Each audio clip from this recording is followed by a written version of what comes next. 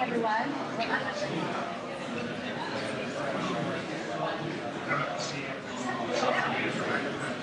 morning. How are you this morning? My name is Karen Tucker. I'm the CEO of the Churchill Club. Welcome to this program called Question of Publicness. We're fortunate to have with us Jeff Jarvis and Phil Bronstein.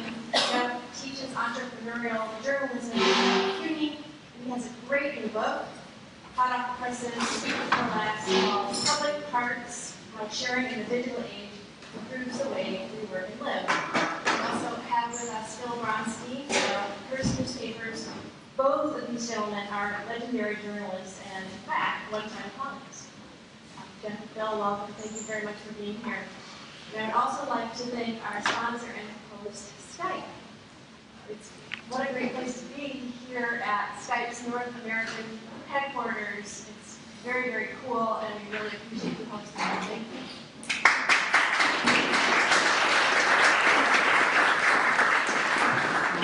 And I would also like to acknowledge and thank our co-host, Privacy, Identity, Innovation. They have a significant event, PII 2011 Venture Forum, coming up on November 15th. So check that out at PII2011.com. And our group, Churchill Club, is a 26-year-old nonprofit forum dedicated to encouraging innovation and economic growth. Check out our upcoming schedule of programs at churchillclub.org.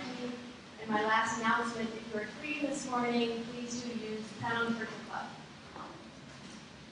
Our distinguished interviewer, Phil Bronstein, is Director of Content Development and Editor-at-Large for Hearst Newspapers. In addition to his work to develop new content partnerships, he writes a weekly San Francisco Chronicle column, blogs, and much more. Read his full bio in your program this morning for further details. I thought you might be interested in what Phil's answer to my question about his favorite business book. He mentioned The Soccer War by Kapuscinski, and that to him the best business books are really the ones that tell us about culture. He drove all the way from Marin this morning, less than 48 hours ago. He was in Russia, so we really appreciate the special effort that he made to be with us this morning. Please welcome Phil.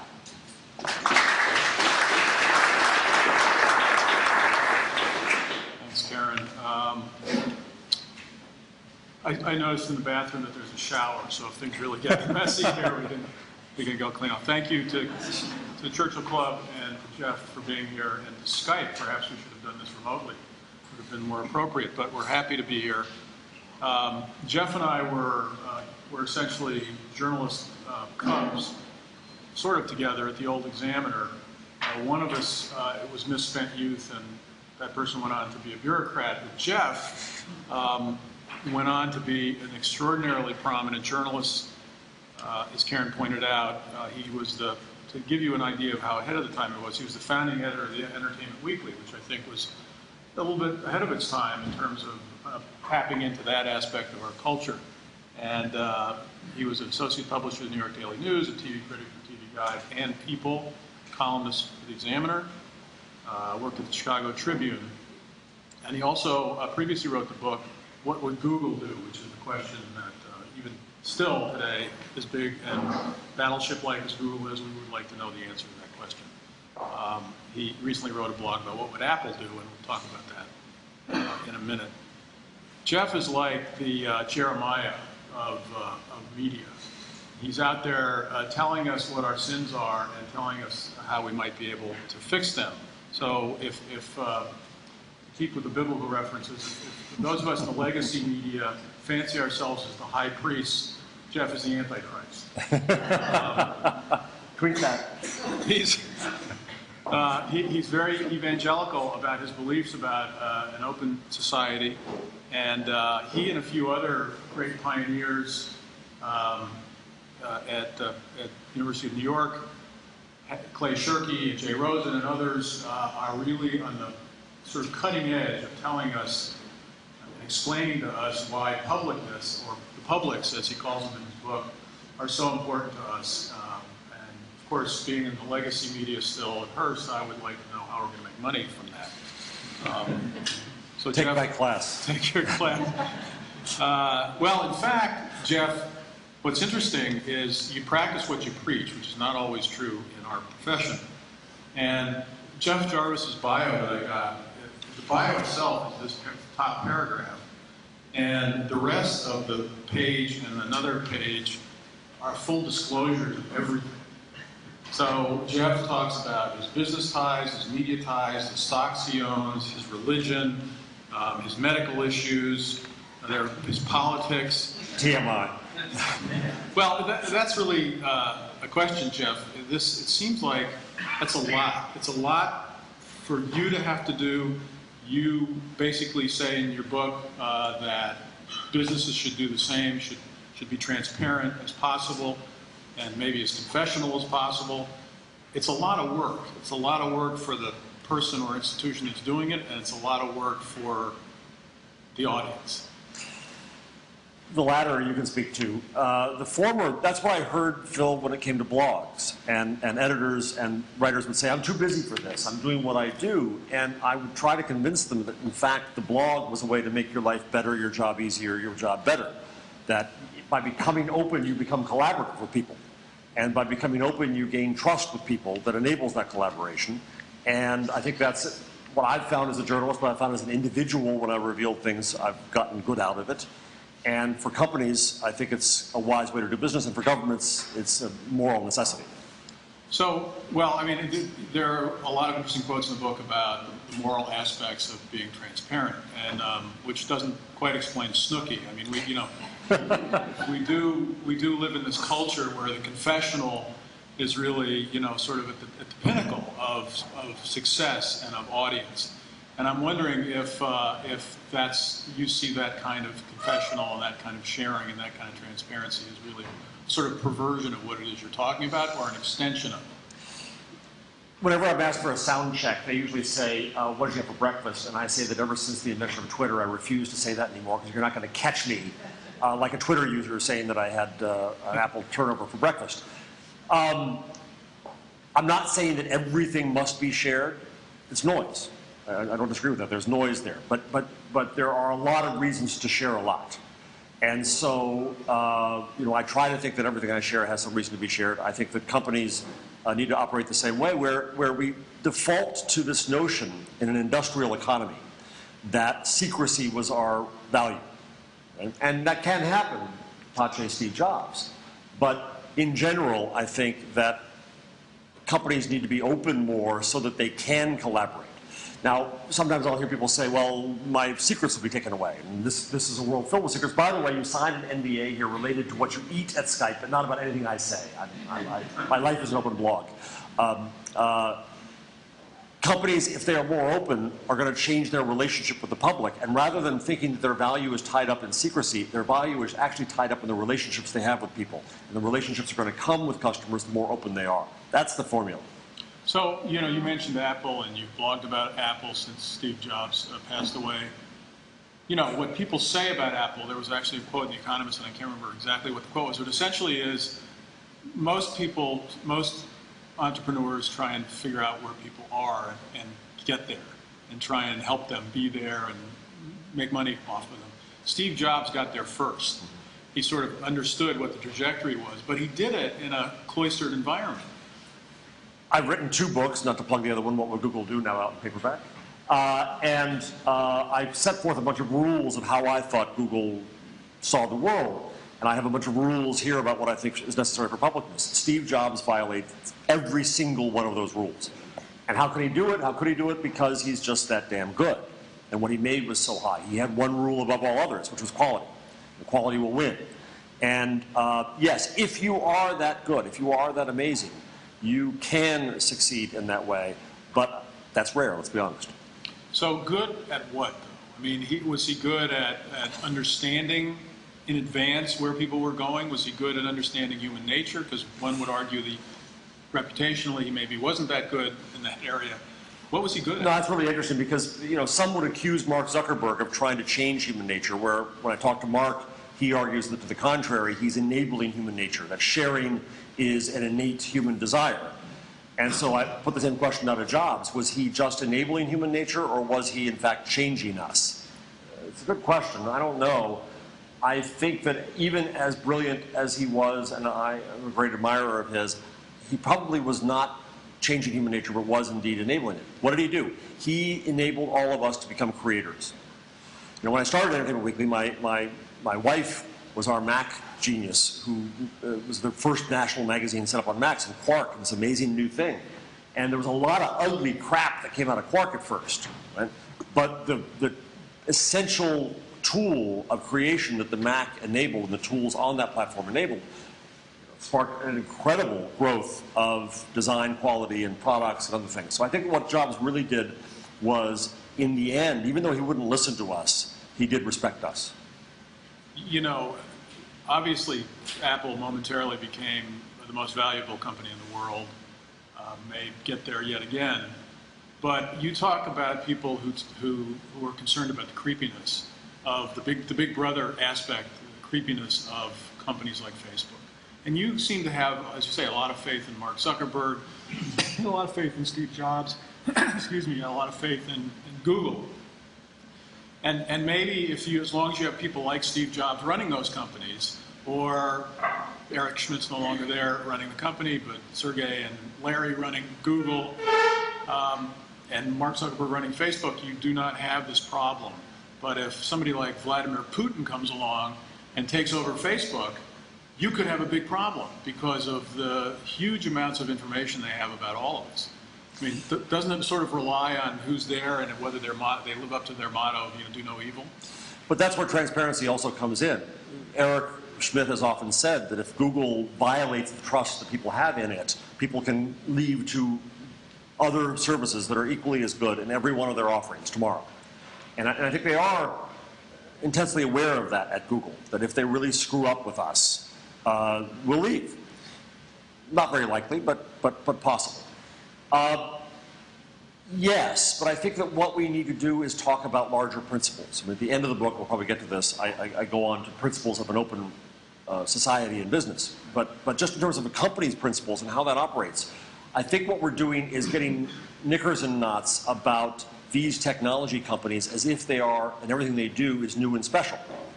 It really isn't.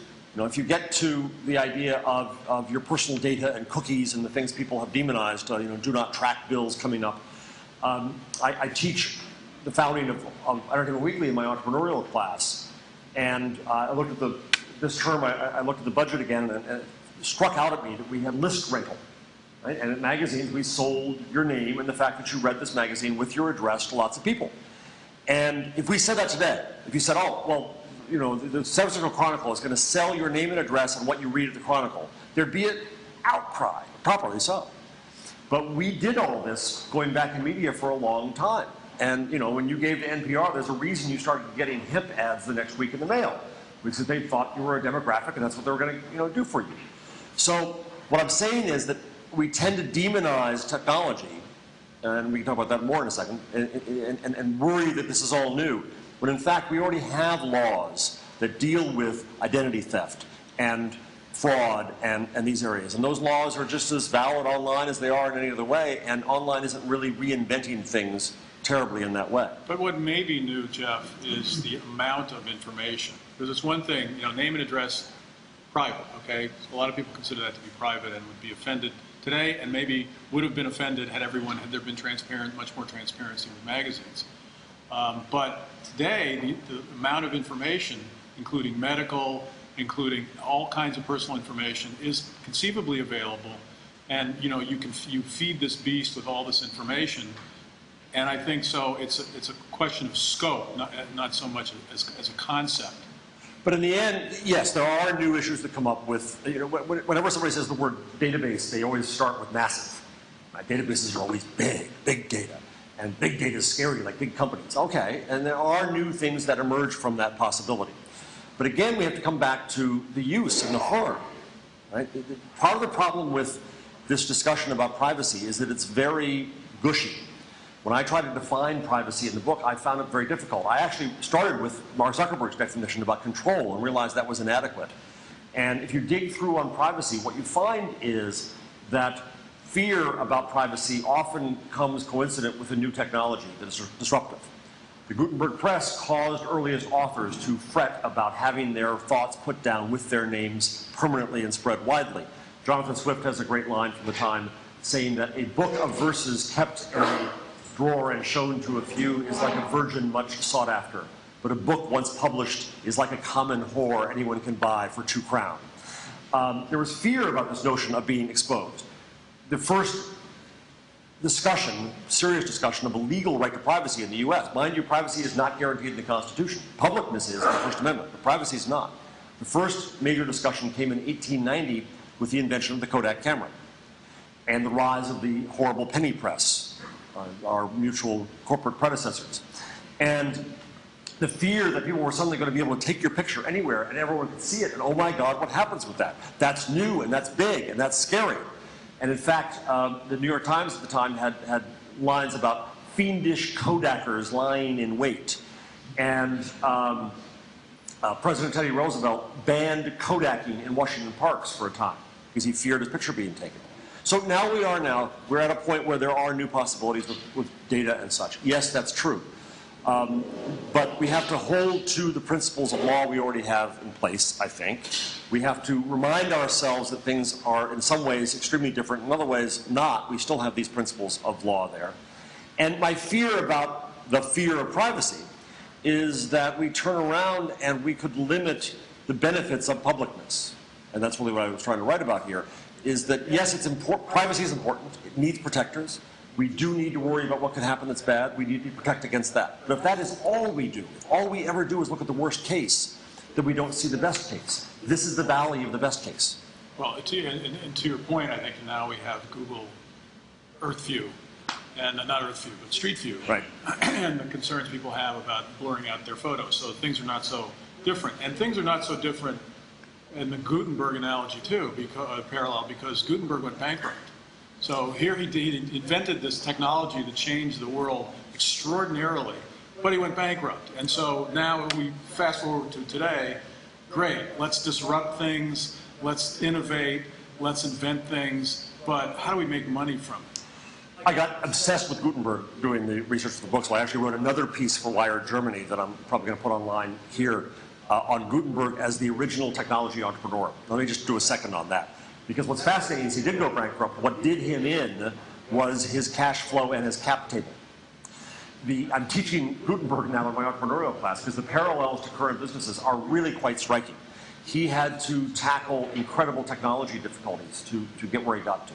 He was highly secretive. He did things in different places so it wouldn't be discovered, like Colonel Sanders. He was a perfectionist like Steve Jobs. The original Bible was just incredibly beautiful. The problem was, just as the Bible was ready to come off the press and be sold to get his cash flow in, his funder put a call on the money and got the business as a result. Because some people say the funder was a schmuck, but that's a debate for the centuries. So you go forward to today, was Gutenberg. Part of the interesting thing about Gutenberg is that after he lost the business, he then went from very secret to open. And it was because he was very open that he basically spread printing around the world, Herr Fust. Right? And he had an incredible impact then on society that I think is being rivaled for the first time by the internet. So the disruption is great. But the other great lesson about Gutenberg, finally, is that Elizabeth Eisenstein, who's the key scholar on Gutenberg, says that the book did not take on its own form until about 50 years after its invention. It was originally called automated handwriting. The fonts mimicked scribal fonts in handwriting. The content of the books was much the same. The business model was the same. It took 50 years. It took 100 years, she says, for the full impact of the book on society to be felt and recognized. Well, I think we're at about the year 1467 in our current progression. And we can argue that we're in faster years than Gutenberg years. But look at what publishers are doing with the iPad you have here. They're putting old wine in new casks. They're trying to recreate their old models, the product, the control they have over it, the business model, and everything, and say, oh, good, you've given me back control that the link took away from me. Well, bull. It's not the case. It's not the way it's going to be. We haven't yet gotten our imaginations going sufficiently to reimagine what content is. And whether content, by the way, is where the full value is. I had a discussion at lunch a few weeks ago with the former head of a network news operation who said, Jarvis, he said, Facebook and Google use our steel, media steel, to make their cars. And Mark Zuckerberg doesn't really value our content. And I thought about it and I said, I think you got exactly the opposite. The only content you value is the content you make because you're a content person. Mark Zuckerberg values the content from everyone and sees the value in it. And the value in it is not the content so much. The content is a tool, it is a magnet, but the value in there is the relationships and the data about them. And so Zuckerberg and Google are making money in this new media world because they see the world differently. One more quick story. When I went to interview Mark, I took my son, Jake, who's now a sophomore at Tufts and a developer, and Zuckerberg is his hero. And so I made good dad points for taking him. And as we drove up to the headquarters here in Palo Alto, Jake said, you know, the wall is something entirely new. And I played that back to Zuckerberg, and he disagreed. And he said, no, we've always signaled, but I'm going to side with my son here. Because my son said, on the wall, you have a conversation in public, and that's new.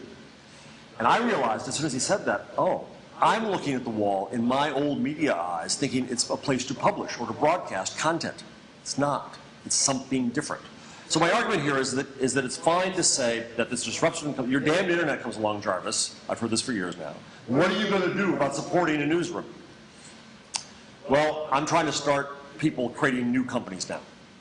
And I think it's possible to remake an old company and to bring them in. It's going to be a much smaller operation. It's going to be a very different operation. I think it's possible. I think that those companies have to learn how to play well with others in networks and ecosystems. But I think that the future of media and content and news and those things that we care so deeply about is bright, but it's going to come from ways you and I can't even predict today. So you consult for some legacy media companies, including Newhouse.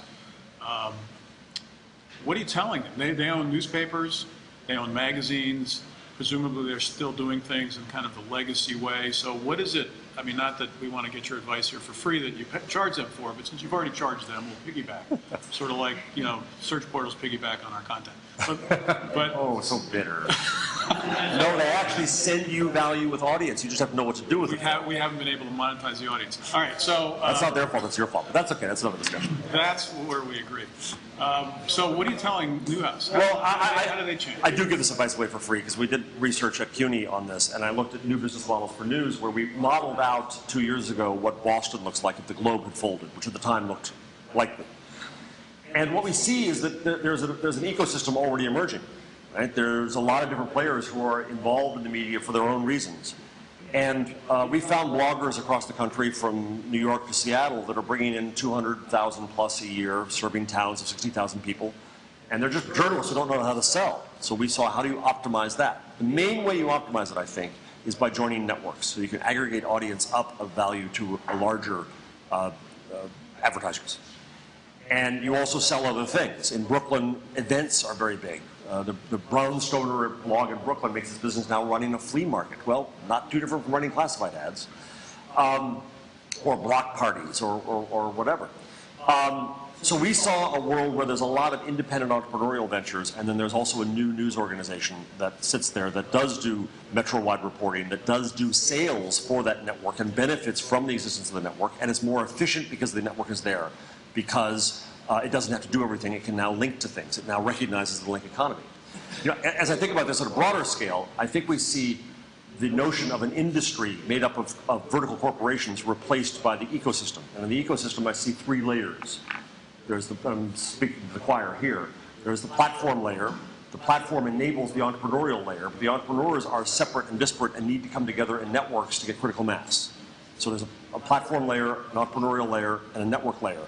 And I think that news organizations have to decide where they are in that. Now, news organizations could be a platform for our communities. But if we are that, we don't just make content. We enable the community to do what it wants to do. We enable the community to become like the internet, end to end, and share things directly. And we add value to that, as Andy Carvin has done with NPR and the Arab Spring Online. We could be entrepreneurial and invest in all of our former reporters starting their own businesses. We could be the network layer, and we could put these people in networks together to do things collaboratively and to sell ads collaboratively. We have to rethink our position in a new ecosystem of business. In terms of the new ecosystem for, say, professional journalists, you mentioned C-ClickFix in your book. And C-ClickFix was something that I was very interested in when they started up at Yale, and they weren't at Yale, they were in New Haven. because we had been doing something called Chronicle Watch, which is basically pothole fixing, but we were the pass-through. So people would call us up or email us or let us know that there was a pothole on their street or there were wiring problems in their kids' public school, and we would run a small picture of the problem, thumbnail, and a picture of the public official whose job it was to fix it or wasn't fixing it, and their contact information. We'd run it every day until they fixed it. This, for a long time, was the most popular feature in the Chronicle because it allowed people to participate in... You were a platform for the community. Platform. Right. You say in the book, though, and we were accused in our own newsroom of being bullies. You know, it's oversimplification, you're bullying, it's only a graphic, what are you talking about?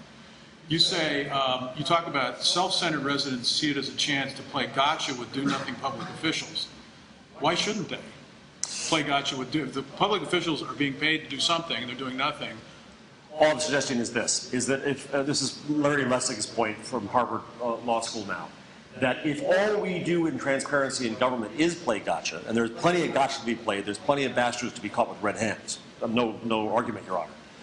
But if that's all we do, then we're going to not encourage government to open up more because we're using openness as a weapon against government, and it's not going to align the interests.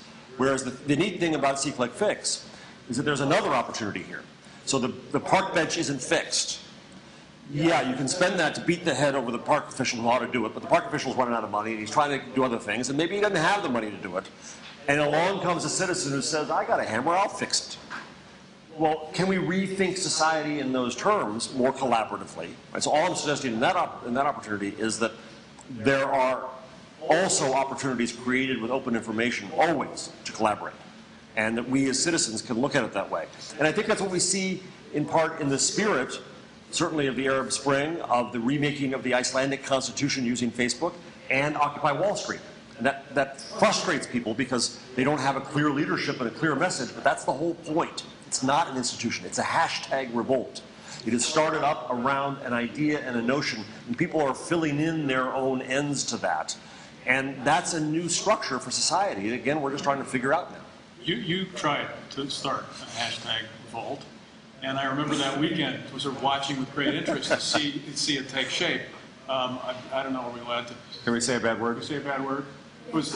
Jeff had something called Fuck Washington. Fuck you, Washington. Fuck you, Washington. As the hashtag, and the idea was to capitalize, not just capitalize, but to congregate all the hostility and anger over inefficiency and inaction in Washington.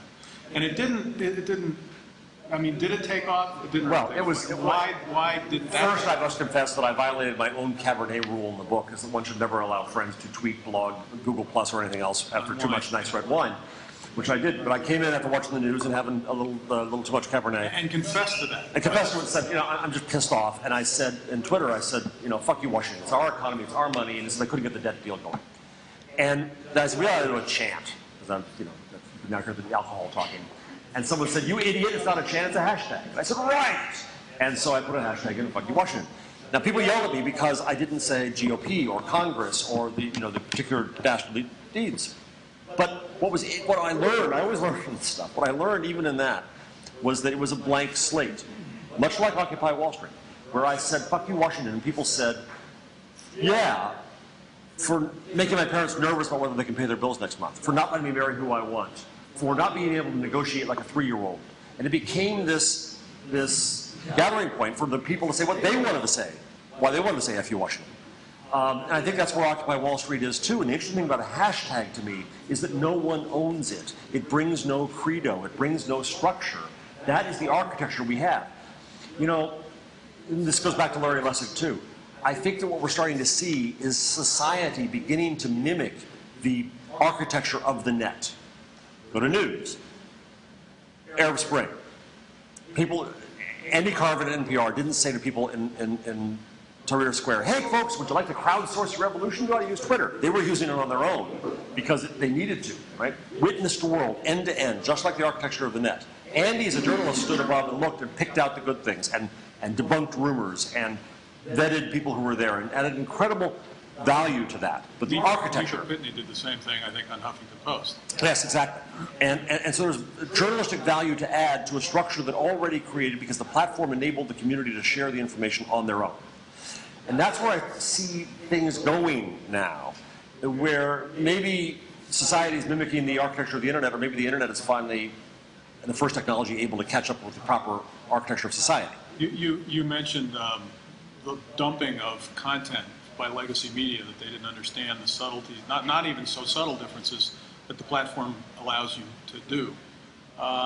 This was the 15 plus years ago. This was the criticism going onto the web, of newspapers going onto the web. I had some conversations the other day with some angel investors down here. These people like Mike Maples, who are paid, early in Twitter, early in Facebook, et cetera, and are paid to sort of see over the horizon a little bit.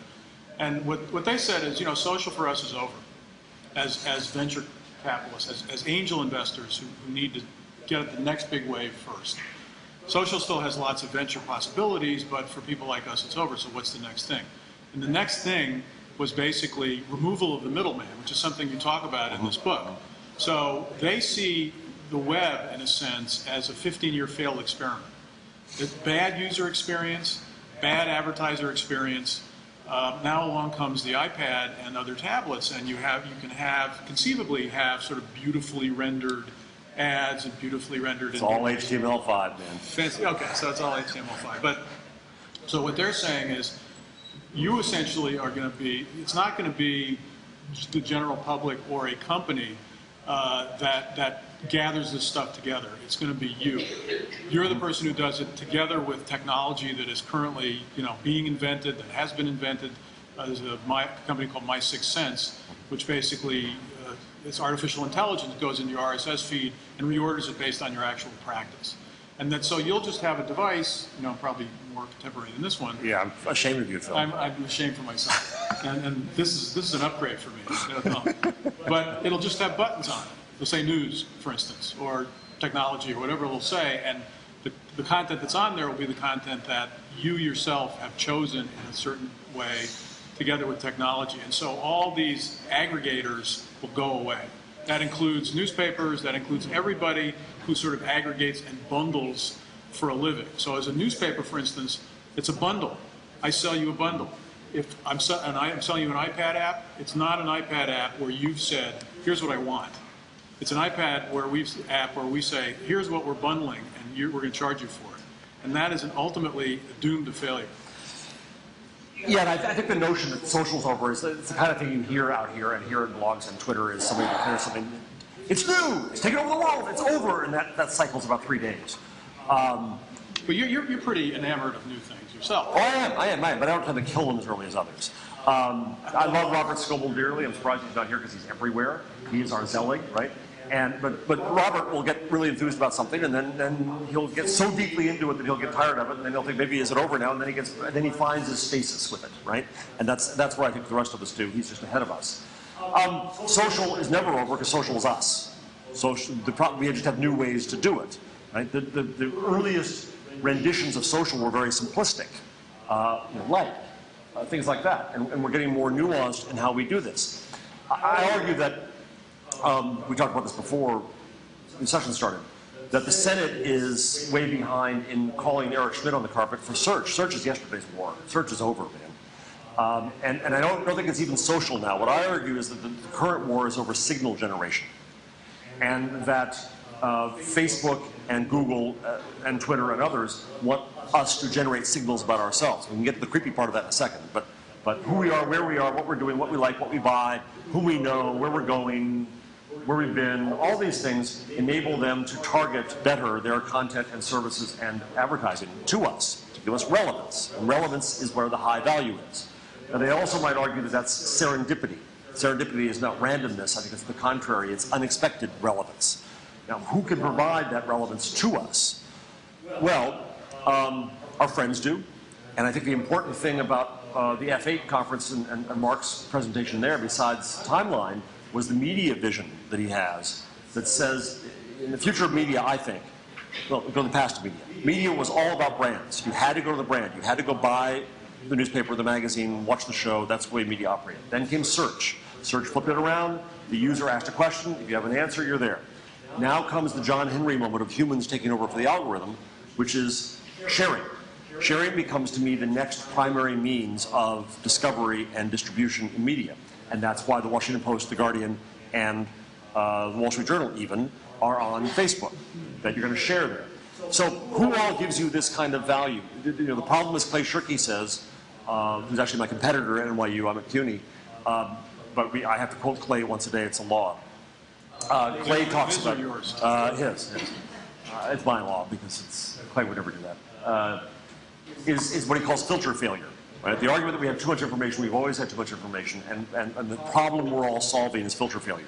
We in media solve it in a certain way through brands, through saying we're going to package everything, bundle it, come to us. And that's the way the means of production and distribution required us to do it. Then came search, which was a way that the algorithm did it. Now we come to people doing it. And so are there going to be aggregators? Yes, they're going to be algorithmically aided. There'll be people who will emerge who are really good at finding the good stuff. Right? What's TechCrunch but that? Right? They go find the good stuff for us. There's still a model there that works fine. And it's going to be a mix of things. But again, you have to ask, where's the value in that? Is the value in the content? Is the value in the information? Information becomes a commodity. Or is the value in knowing enough so that you can serve people better? So let's go back to local news for a moment. One of the greatest signal, we could be a great signal generator because we know where you are, we know what interests you, we know all kinds of things about you. But we have no structure to capture that, we have no structure to use that in our content or in advertising because we're just not built that way. It's not the way we think. If you're Facebook or Google, that's the way you think. And so that's why you got to ask, what would Google do? So, you know, in your great pitch for publicness or Publix, you say people we don't know are just fellow citizens or future friends. You know, one might add, or creeps, or stalkers, or serial killers, or, you know, I mean, I think it's not, you present, I think, a pretty rosy picture of this era of openness that you're... I'm going to go to the city afterwards. You know what? There's going to be creepy people who haven't bathed in a week there, and who say wacky things. Do I throw out San Francisco as a result? No, I walk past. No, but you don't want to be in the room necessarily. But the internet is not a medium. See, the worldview you're bringing to this, typical for a media person, is godlike. You see the world in your own image. Right? People think the internet is a medium that should be edited and packaged just like we used to do. And if it isn't, it's a failure. It's not. The internet is life. Life is full of bozos. The internet is full of bozos. It follows. And so what you're trying to do, the filter failure question, is you're trying to filter out the bozos. And we are, in our norms and customs in society, in real life, we're accustomed to walking by the poor person who needs their meds. Online, we have to find the mechanism. We have Matt Cutts at Google who does it for us. And that's how we operate. So no, I'm not suggesting that everyone you meet is going to be wonderful. Quite the contrary. But if you don't meet people, if you choose not to meet people, you never know what you've lost. Right, but my point is going in a slightly different direction. Then we'll have some Q&A. The fact is that we had an issue a while ago where some people were killed. One guy was killed in Hawaii, sucked into a blowhole, and drowned, and some people slipped and fell in Yosemite and died at the falls. And the comments were extraordinarily vicious. And, you know, my feeling at the time, maybe as an old media personality with still all the baggage of old media, is there a way, maybe can we take a scalpel to this? Is there, and should there be any kind of filtration system?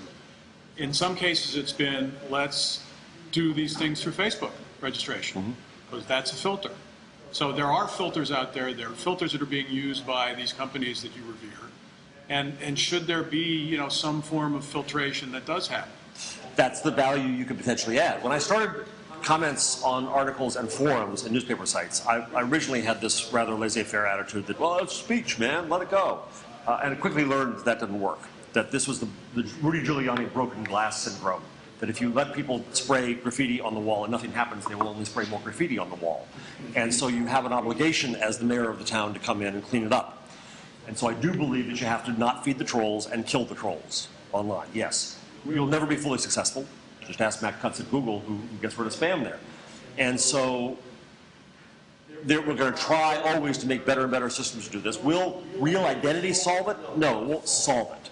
I do think that Facebook's key insight was real people, real relationships, and that has improved the course of discourse online. But it's not a cure-all either, because you and I both know people by name who are assholes. So just having their real name doesn't do it.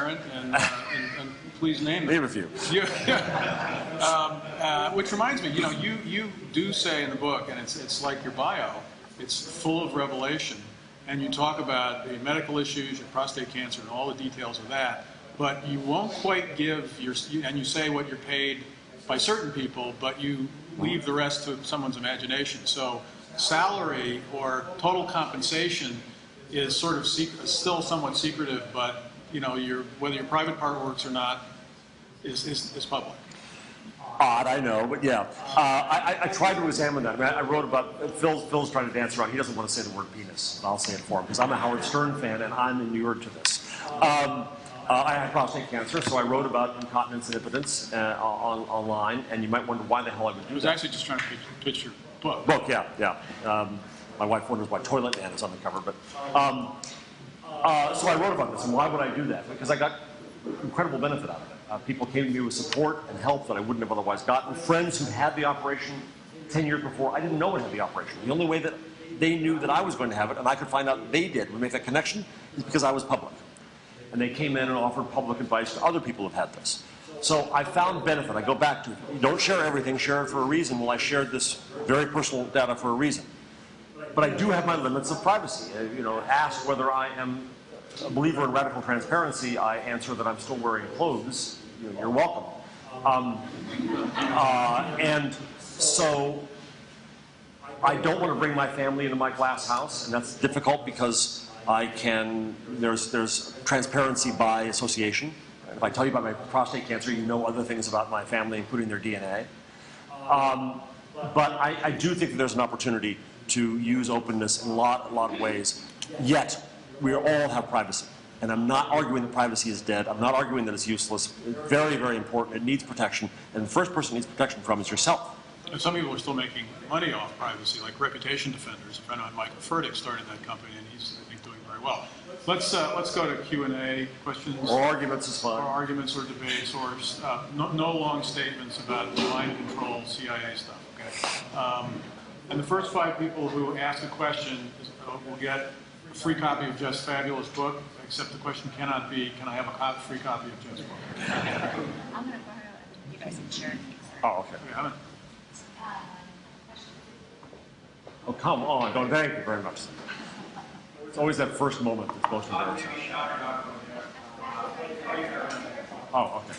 I'm sorry, you see the mainstream consumer on the internet and privacy. A difference in age, is a difference in extremes of my health information, but I didn't realize about my shopping habits, or there's certain themes that you see those consumers going towards information and privacy. I think there's a myth that ask a question, get a book. It's a beautiful thing. There's the myth of the net native young person that is wrong. Dana Boyd does a great job of beating that down, and we all have to learn and be burned online and discover that. It's obviously very much an individual choice as to what's private. My concern is that especially media and also in government, we've gotten to this mania of trying to imagine that everything is private. And that's the default for everything. Well, a society where everything is private and secret is not a society I want to live in. I want to connect with people. I want to give away free books. I want to do these things. And so that's why I wrote the book, was to try to get the other side of the conversation. Privacy and publicness are not at war. It's not binary. They depend upon each other. We are all private. We are all public. But my fear is that all we talk about now is privacy, privacy, privacy. And if we go too far with that, then we'll get nowhere in terms of trying to use these tools in new ways. So if you look at government and do not call this works so well, they now want to do not track. Well, the truth is we already have the means not to track things. But we've demonized the notion of the cookie. We've demonized this notion of tracking. And it's all bad and all evil. And who's the fault for that? Well, the industry is. We online, both in technology and in media and in advertising agencies, are very much at fault for not being transparent about what you're doing with you and why we're doing it. And so we've made people creeped out because of that, and that's coming back to hurt us. So what I hope for is a conversation that opens up a little bit first, and then we get some idea of what people are really thinking about what they want to keep private and not. So you were talking about filtering. I'm assuming it translates into it. One of the things that works very well is an editorial function. There are certain people out there whose opinions I respect, and they do the hard work and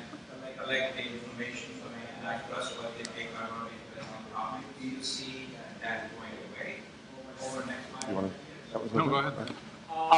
No. If I did, then I would be a fraud teaching at a journalism school. But I think it changes. I think we are no longer the gatekeeper to everything. Again, the architecture of the net enables people to share directly among themselves. We as journalists have to figure out how to add value to that. And we do still add value by adding context, vetting, asking the questions that weren't getting asked and weren't getting shared, and all these things. And we keep that. And we've got to figure out the business model to that. But no, those roles still exist. I mean, I think one of the problems is, despite the fact that I may seem barnacled up, Jeff, with old legacy stuff, but there's been a problem in journalism for probably 30 years, and I've called it the higher calling disease. And the story I tell, which may be apocryphal, but works, is basically a reporter sitting at his or her desk, and a reader calls up and wants to talk to that person, and the reporter says, "I'm too busy doing journalism, I can't talk to the reader." We have lost our way. Journalists, not universally, not everyone, but to a large extent as a profession, have lost our way when it comes to our audience, to our readers.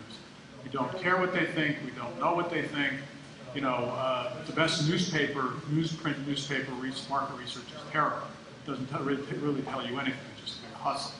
So I think that we're way past due some major changes. But Jeff says in his book, not to steal his quotes from him, but he quotes. You're aggregating it, Phil. I'm aggregating. He quotes Jay Rosen as saying, "True journalism is the conversation in the conversation the public is having with itself," which would lead one to ask, okay, then what is the role?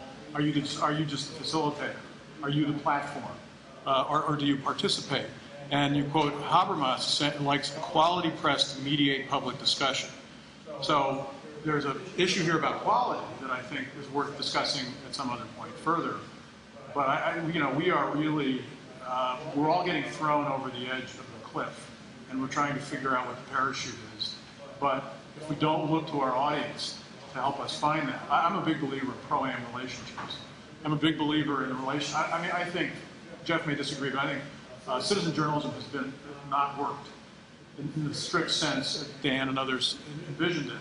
But a relationship between citizens who are ubiquitous and who see everything and are everywhere and now have the means to record it all, and professional journalists can be very useful. And if we had more time, I'd give you some examples.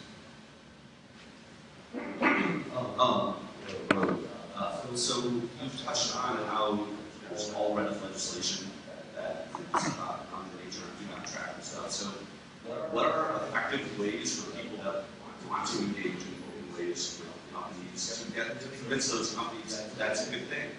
If that's not the road that they're on, how do we as people, as the social group, convince them to interact with us? I think you just do it. In my last book, I don't plug again, I told the tale of Dell hell and how I complained about my Dell computer, and Dell for the first year ignored bloggers and ignored everything. And then along came a time where they suddenly changed, where Michael Dell came back into power and he had technologists answered bloggers' problems with their computers, and they hired Lionel Menchaca as a blogger and a human voice for the company, and they started asking people what the company ought to do. And it went from worst to first, and they benefit from it. Has it solved all of Dell's problems? No. But it's changed radically the relationship that Dell has with its public. Back to Scoble. Scoble was at Microsoft. And managed to give even Microsoft a human voice and air. So I think that the one thing is that you have all the tools now in Twitter and blogs and Google Plus and Facebook to go after a company. But interestingly, in all of this, Starbucks came along and used a product from Salesforce, an ideas platform, and like Dell, and they started My Starbucks Idea. And they enabled people to not just complain, but to help solve a problem. So the little green stick you see in your cup that you can get the splash stick, that came from a customer solution, from somebody saying, I'm tired of getting my shirt splattered with coffee, and I saw this thing in Japan, why don't you do that? And they did. So what's interesting was that given the respect and the opportunity to actually contribute and collaborate, people will. And so companies have to learn that. Finally, I would also point you to the work being done by Doc Searles, co-author of the amazing Futre Manifesto, in what he calls vendor relationship management out of Harvard Berkman Center. We heard customer relationship management as you manage us as customers. Well, Doc wants to have the platform to enable customers to manage the vendors. Hi, Professor. Please, Jeff, makes me feel older than I am. You said a number of things about the upside of sharing. I wonder if you'd be willing to be a devil's advocate and say something about the upside of privacy when you talk something out of that in America. Absolutely. I start with the presumption that privacy is necessary, and privacy enables people to do a few things. One is to feel secure. Two is to experiment. And I'll include in privacy things like pseudonymity. When World of Warcraft parent company tried to put real names on its forums, people balked. And I understand that, because who wants to tell the world that you're an elf at night?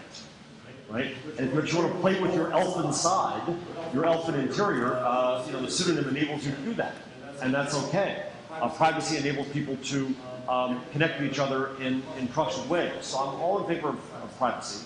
But I believe that in the privacy industrial complex that we see, that I saw at the PII conference in action, with watchdogs and regulators and legislators and consultants and chief privacy officers and companies doing this, privacy is plenty well protected.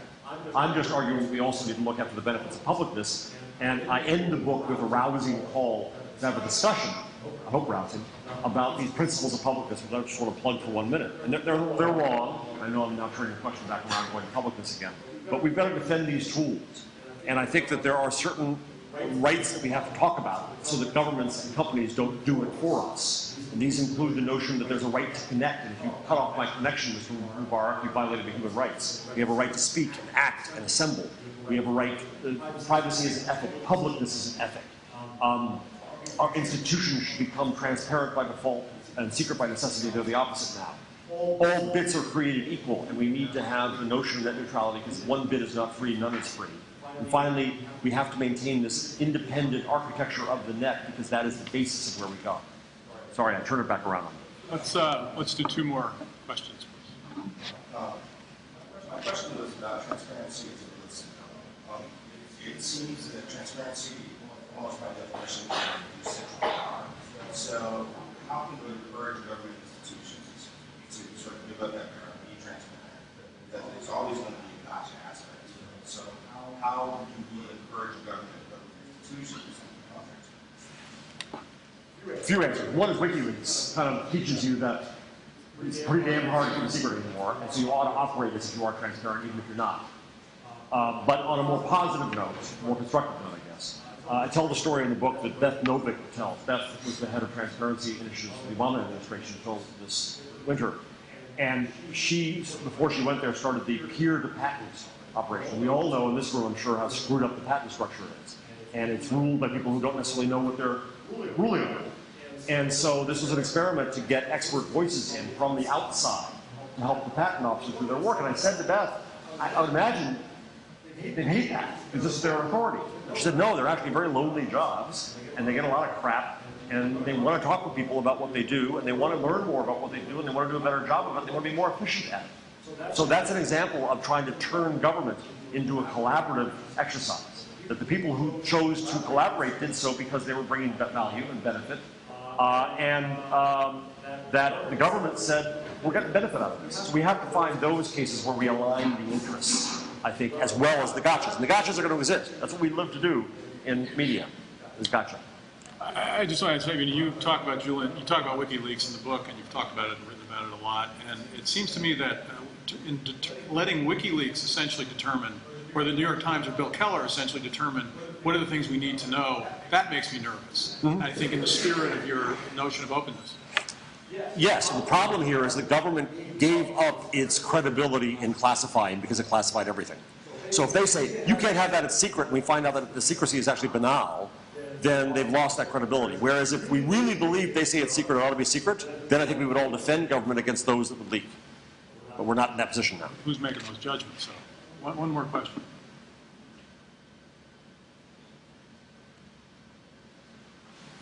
How does age figure in on privacy? Should Facebook allow under 13s to participate in age privacy? I thought when I heard the word age, I think you're going to go for my gray hair here. prematurely, damn it. Any Grecian formula there, Phil? Better gray than none. Yeah, true. Interesting you asked that because COPPA, the Children's Online Privacy Protection Act, is now going through revisions proposed by the FTC. And I just wrote an op-ed for Time Magazine Online about this, that if you say we're going to protect the privacy of children under 13 by forbidding sites and services from doing anything remotely personally identifiable with a child, that sounds not only well-meaning, but like God's work. But there are unintended consequences to this. And I asked the FTC lawyer in a call with some privacy people about this, and said, do you have any stats on how children lie about their age? And the truth is they all lie now. On the internet, as the New Yorker said, no one knows you're a dog, but everyone is 14. Right? Everyone is above 13 because you don't want to be that. Grandparents teach their children to lie so they can get on Skype together. Right? And so no, there's no data about that. Is there any data about how many parents actually use this onerous structure of notice and consent where that you have to fax or scan a document back saying it's okay to do this educational game with my child? No. Most important, is there any research, and there is none, on the chill this puts on development online for children? The unintended consequence of COPPA, I think, is that we underserve the most important demographic to serve with this most incredible tool. One of the first sites I started online just to learn it in advance was the yuckiest site on the internet with the Liberty Science Center in, I know, weird. I did a weather site first. I said, give me the 5-day forecast, nothing but, and then I did the yuckiest site on the internet about cockroaches and goo and stuff for kids. Well, it was great. We sold it to Discover. It was wonderful. I love that site. It's still up, I think. You can learn all about your snot. But my company said at the time, once COPPA came out, let's not do this anymore because the risk is too high. So children are terribly underserved. So this is an example to me of the risk of overregulation to the fear of the worst case. Oh my God, someone could know the town where your child is from. Yes. And do bad things happen to children? Are they taken off the street? Yes. Do we keep them from going on the street? No, we protect them.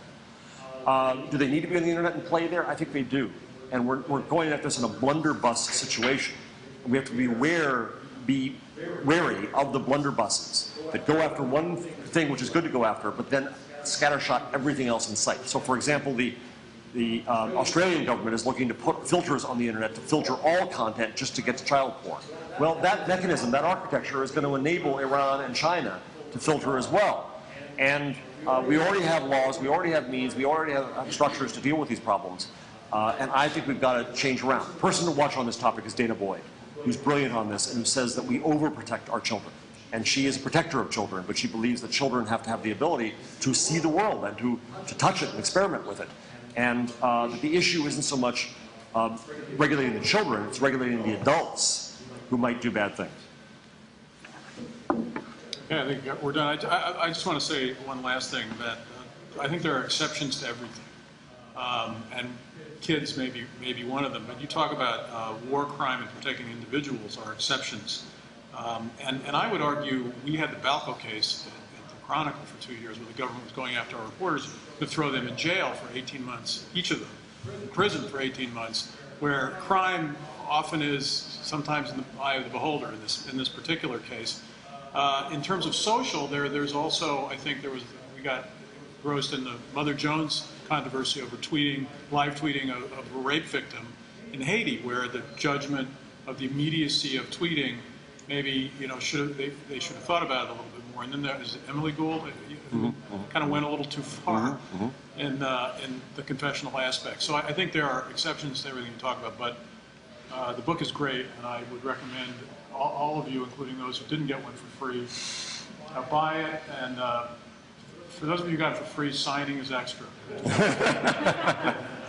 So thank you, Jeff. Thank you, Phil. Thank you.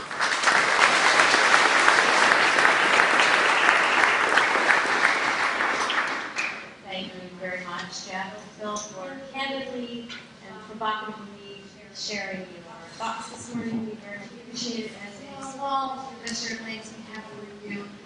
Swag. What's the value without swag? Churchill t-shirt. We're in good health, including Skype and PII. These books are available for sale courtesy of Books 8 this morning, and Jeff has a few minutes to stick around to sign. And I'll be with you with your audience. Thank you very much for coming, and have a great day.